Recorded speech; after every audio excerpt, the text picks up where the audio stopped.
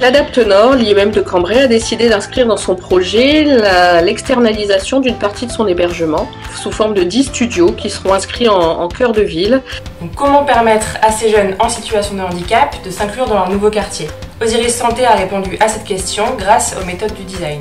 En tant que designer, notre métier consiste à d'abord analyser les besoins des usagers pour ensuite concevoir de nouvelles solutions en co-construction avec eux et enfin tester la solution retenue en réel sur le terrain.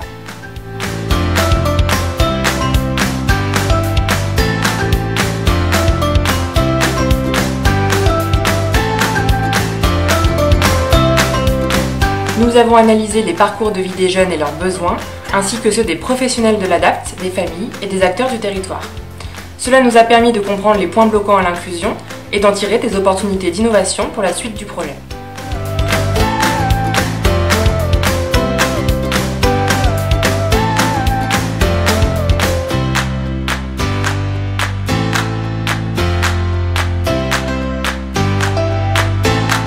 Moi j'habite pas Cambrai de base.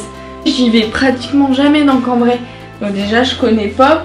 Et le problème c'est que quand ils vont à l'extérieur, ils se sentent, ils le disent eux-mêmes, un peu lâchés, quoi.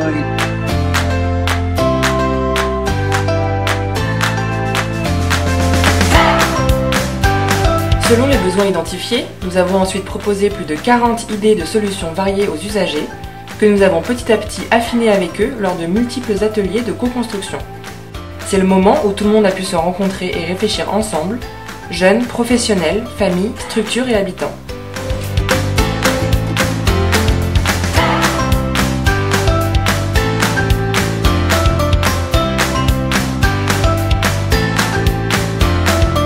On s'est rencontrés, on a discuté de choses. Les priorités ne sont pas les mêmes pour tout le monde, quoi.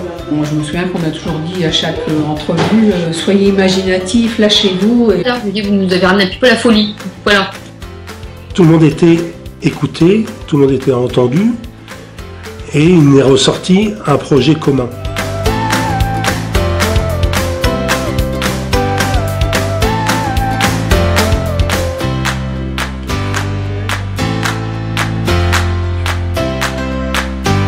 La solution validée avec les usagers, c'est la mise en place d'un programme de parrainage entre jeunes et habitants du quartier, soutenu par un réseau d'acteurs engagés du territoire.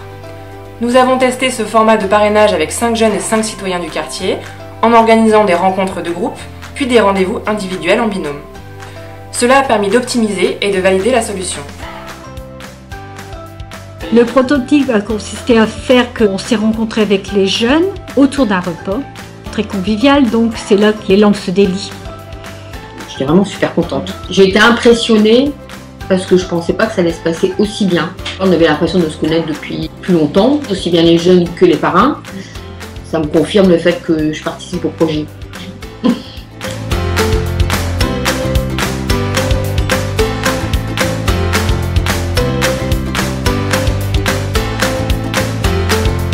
Ça me semble une méthode innovante et percutante et on se demande où ça va nous mener au début. À la fin on comprend quoi, hein, parce que bon, vous savez ce que vous faites et vous voulez nous amener. Hein. Chaque jeune, chaque participant, le commerçant, l'habitant a pu donner son avis sur ce projet. On est vraiment dans la démocratie participative. En fin de compte, vous avez bouclé la boucle en amenant ces jeunes à s'exprimer en plus. Puis ils l'ont très bien fait. Ah, merci. Non mais vraiment merci.